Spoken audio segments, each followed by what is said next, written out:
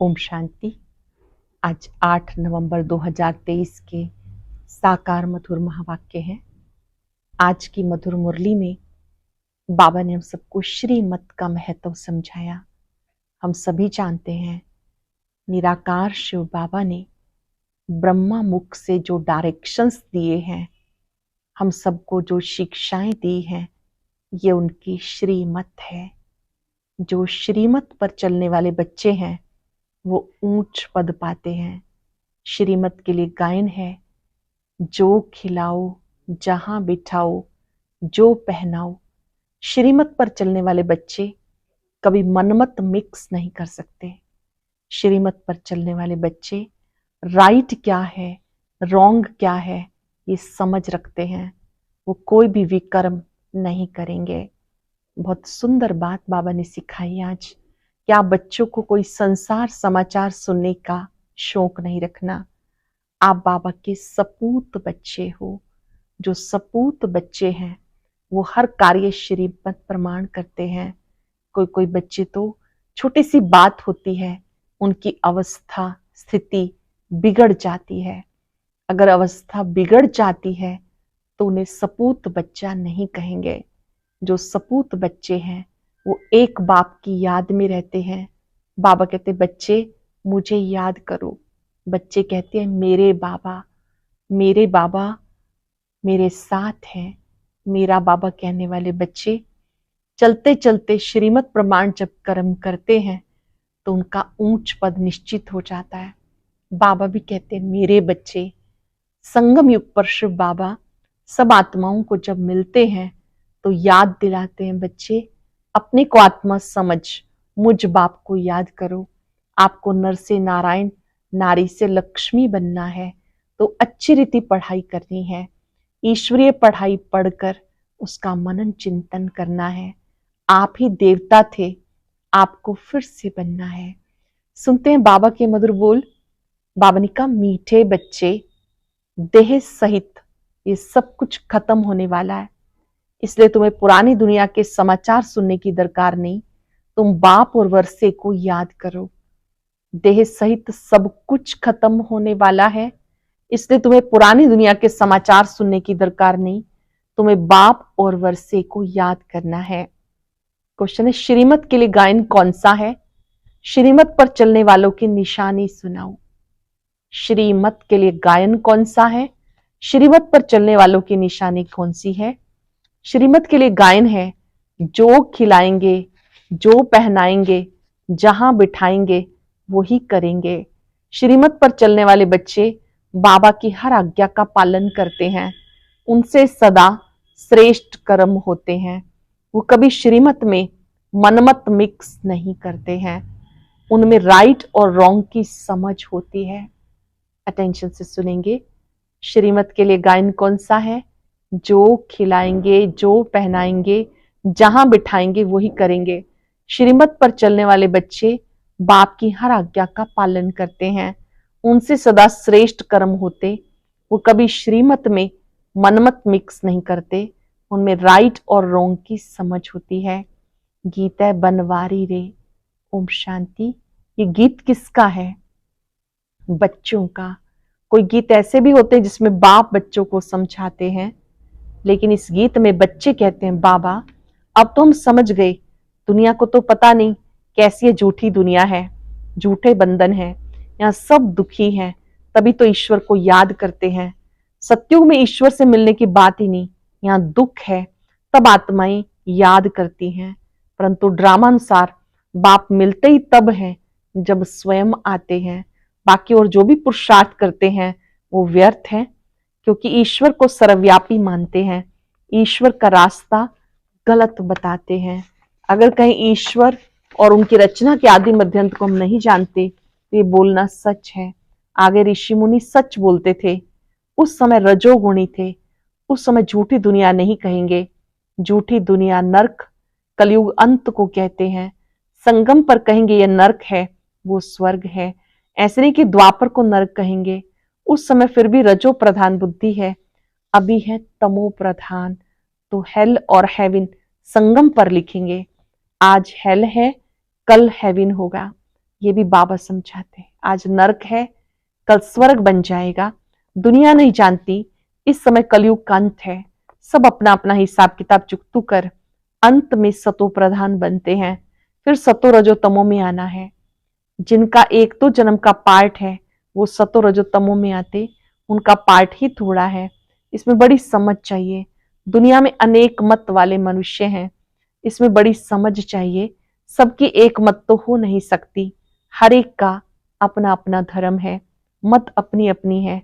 बाप का ऑक्यूपेशन अलग है, हर एक आत्मा का अलग है, धर्म भी अलग है, तो उसके लिए समझाने भी अलग चाहिए।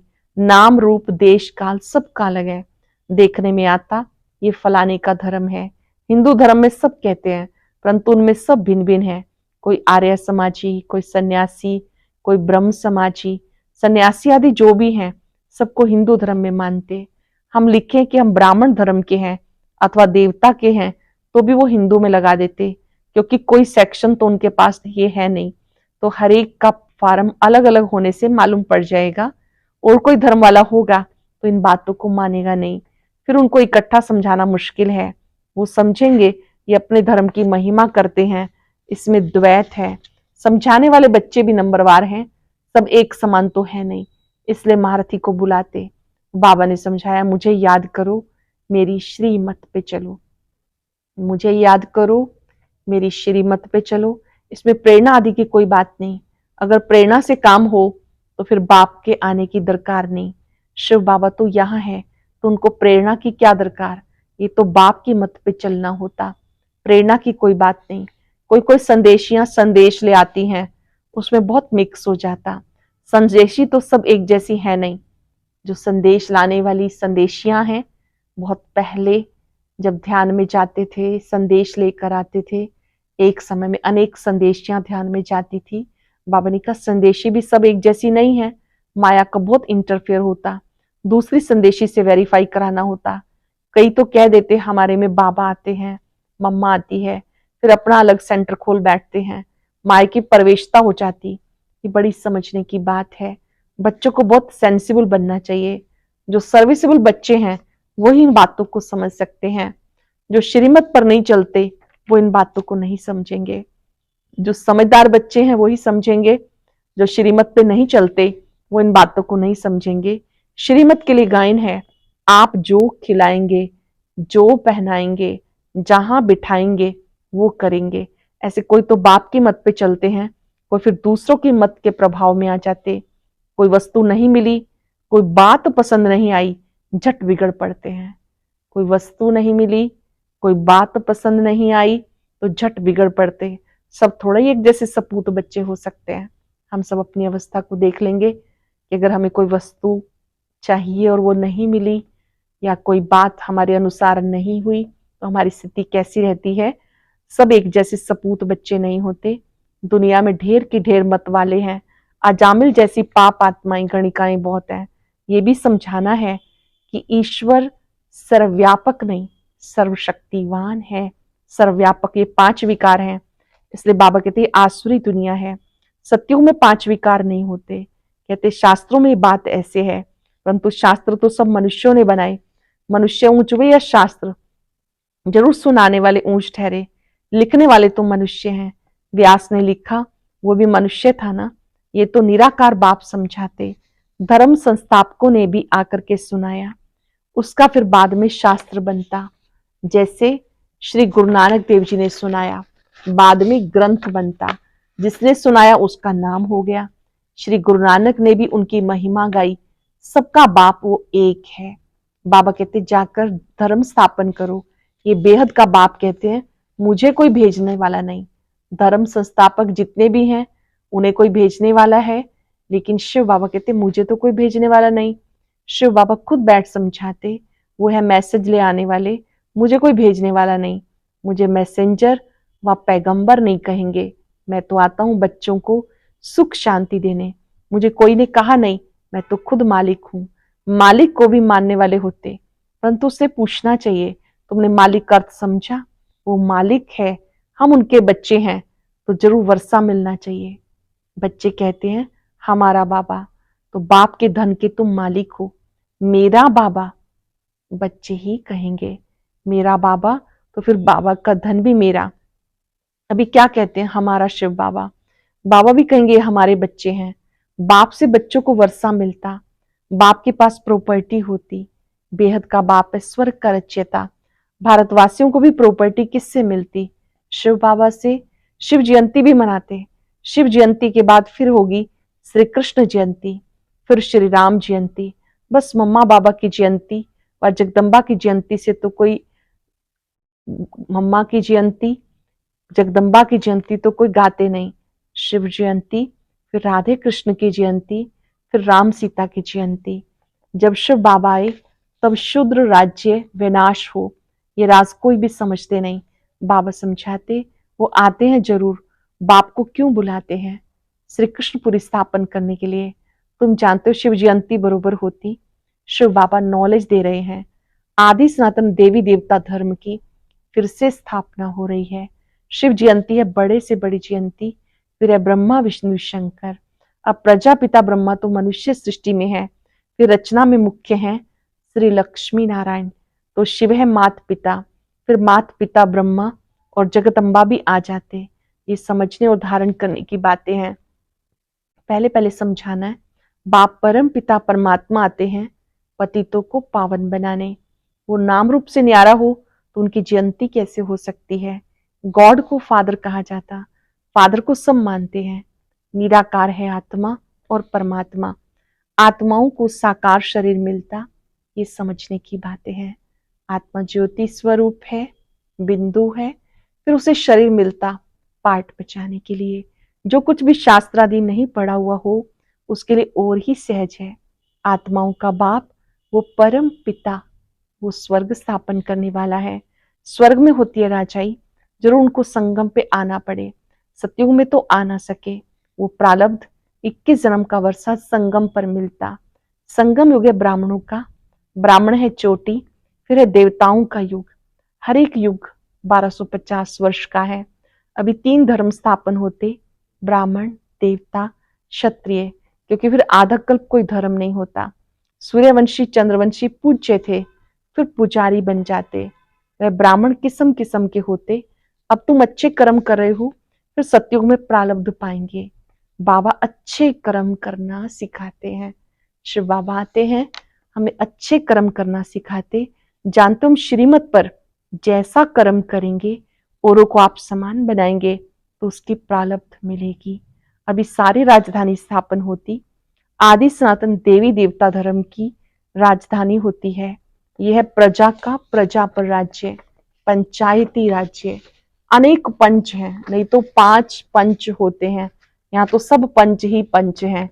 सो भी आज है कल नहीं, आज मिनिस्टर है कल उसको उतार देते, एग्रीमेंट कर फिर कैंसिल कर देते। यह है अल्पकाल का क्षण भंगुर राज्य, इसको भी उतारने में देरी नहीं करते। कितनी बड़ी दुनिया है, अखबारों से कुछ ना कुछ पता पड़ता, इतने सब अखबार तो कोई पढ़ नहीं सकता।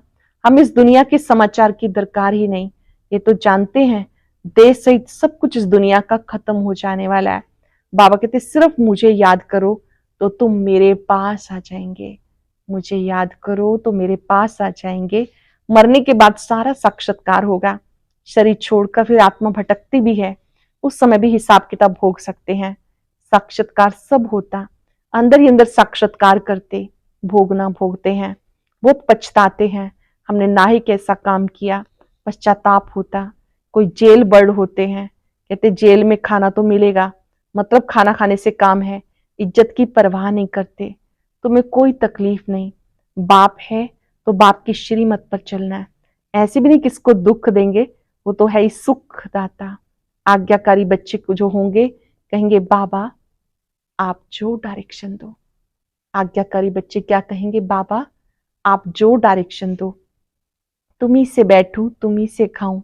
ये शिव बाबा के लिए गाया हुआ है। भागीरथ अथवा नंदीगण भी मशहूर है, लिखा हुआ है माताओं के सिर पर कलश रखा, तो वह फिर गऊ दिखाते हैं। क्या क्या बातें बना दी। इस दुनिया में कोई एवर हेल्दी हो नहीं सकता, अनेक प्रकार के रोग हैं, वहां कोई रोग नहीं, ना कोई अकाल मृत्यु। सत्युग में कोई रोग भी नहीं, अकाल मृत्यु भी नहीं, समय पे साक्षात्कार होता। बूढ़ों को तो खुशी होती है, बूढ़े जब होते हैं तो खुशी से शरीर छोड़ते। साक्षात्कार होता, मैं जाके बच्चा बनूंगा। अब तुम जवानों को भी इतनी खुशी है कि हम शरीर छोड़ जाकर प्रिंस बनेंगे। बच्चे हों व जवान, मरना तो सबको है, तो सबको नशा रहना चाहिए, हम जाकर प्रिंस बनेंगे। जरूर जब सर्विस करो तभी तो बनो। खुशी होनी चाहिए, पुराना शरीर छोड़ बाबा के पास जाएंगे। बेहद खुशी होनी चाहिए, ये पुराना शरीर छोड़ हम बाबा के पास जाएंगे। बाबा फिर हमें स्वर्ग में भेज देंगे। सर्विस करनी चाहिए। बच्चों ने गीत सुना, बंसी वाला श्री कृष्ण तो है नहीं, मुरली तो बहुतों के पास होती है, बहुत अच्छी अच्छी बजाते हैं, इसमें मुरली की बात नहीं। स्थूल रूप से इस तरह से कोई वादक यंत्र की मुरली आदि की आवश्यकता नहीं, ये ज्ञान की मुरली है। यादगार में दूसरी मुरली दिखा दी है, वास्तव में ज्ञान मुरली है जो बाबा हम सबको सुनाते हैं। और इस ज्ञान मुरली में ही चारों सब्जेक्ट हैं, ज्ञान, योग, धारणा, सेवा। बाबा कहते इसमें स्थूल रूप से मुरली की बात नहीं। तुम कहते हो श्रीमत एक बाप देते हैं, जब तक कोई बच्चा नहीं बनता तब तक ये बातें समझ भी नहीं सकते। और उसमें फिर श्रीमत पर चलने की बात है। अपनी मत पर चलने से थोड़ा ही ऊंच पद पा सकेंगे। बाप को जो जानते हैं वे बाप का परिचय औरों को देंगे। जो बाबा को जानते वो बाबा का परिचय औरों को देंगे। बाप और रचना का परिचय देना है। किसको बाप का परिचय नहीं देते हैं तो गोया खुद भी नहीं जानते हैं। अपने को नशा चढ़ा हुआ है तो औरों को भी चढ़ाना है। खुद को नशा चढ़ा हुआ है, नशा है तो औरों को भी चढ़ाना। अच्छा, मीठे मीठे सिक्के लदे बच्चों प्रति माता पिता बाप दादा का याद प्यार, गुड मॉर्निंग।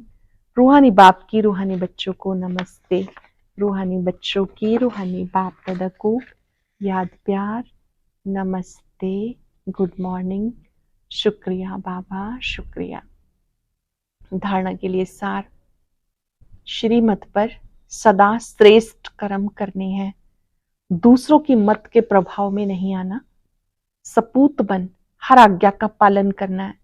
जो बात समझ में नहीं आती उसे वेरीफाई जरूर कराना है। सदा इस नशे व खुशी में रहना है, हम ये पुराना शरीर छोड़ जाकर प्रिंस बनेंगे। नशे में रह के ईश्वरीय सेवा करनी है। श्रीमत पर सदा श्रेष्ठ कर्म करने हैं, दूसरों के मत के प्रभाव में नहीं आना, सपूत बन हर आज्ञा का पालन करना है। जो बात समझ में नहीं आती उसे वेरीफाई जरूर कराना है। सदा इसी खुशी व नशे में रहना है कि हम ये पुराना शरीर छोड़ प्रिंस बनेंगे। नशे में रहकर ईश्वरीय सेवा करनी है। वरदान है, निंदक को भी मित्र समझ सम्मान देने वाले, ब्रह्मा बाप समान मास्टर रच्यता भव। निंदक को भी अपना मित्र समझ सम्मान देने वाले, ब्रह्मा बाप समान मास्टर रच्यता भव। जैसे ब्रह्मा बाप ने स्वयं को विश्व सेवाधारी समझ हर एक को सम्मान दिया, सदा मालिकम सलाम किया। ऐसे कभी नहीं सोचा कि कोई सम्मान दे तो मैं दूं। निंदक को भी अपना मित्र समझकर सम्मान दिया। ऐसे फॉलो फादर करो। सिर्फ सम्मान देने वाले को अपना नहीं समझो, गाली देने वाले को भी अपना समझ सम्मान दो, क्योंकि सारी दुनिया ही आपका परिवार है। सर्व आत्माओं के तना आप ब्राह्मण हो, इसलिए स्वयं को मास्टर रचयिता समझ सबको सम्मान दो, तभी देवता बनेंगे। जैसे ब्रह्मा बाप ने स्वयं को विश्व सेवाधारी समझ हर एक को सम्मान दिया, सदा मालिकम सलाम किया। ऐसे कभी नहीं सोचा कि कोई सम्मान दे तो मैं दूं। निंदक को भी मित्र समझ के सम्मान दिया। ऐसे फॉलो फादर। सिर्फ सम्मान देने वाले को अपना नहीं समझो, गाली देने वाले को भी अपना समझकर सम्मान दो, क्योंकि सारी दुनिया आपका परिवार है। सर्व आत्माओं के तना आप ब्राह्मण हो, स्वयं को मास्टर रचयिता समझ सबको सम्मान दो, तब देवता बनेंगे। स्लोगन है, माया को सदा के लिए विदाई देने वाले ही बाप की बधाइयों के पात्र बनते हैं। माया को सदा के लिए विदाई देने वाले ही बाप की बधाइयों के पात्र बनते हैं। आज हम सब बाबा से वायदा करेंगे कि हम सभी को सम्मान देंगे। मैं मास्टर रचयिता हूं। एकाग्र हो जाएं। ब्रह्मा बाप का चित्र और चरित्र सामने लाए। जैसे ब्रह्मा बाप ने सभी को सम्मान दिया, निंदक को भी अपना मित्र समझा, गाली देने वाले को भी गले लगाया,